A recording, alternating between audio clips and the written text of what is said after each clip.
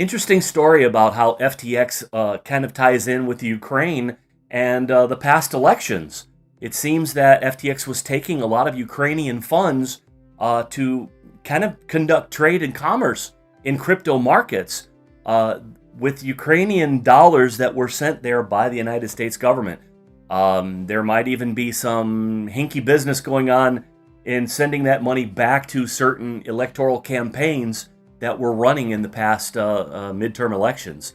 So I don't think we've heard the end of this at all, especially when it comes to the crowds that are chanting for cryptocurrency exchange regulation or currency regulation in the DeFi or decentralized finance markets.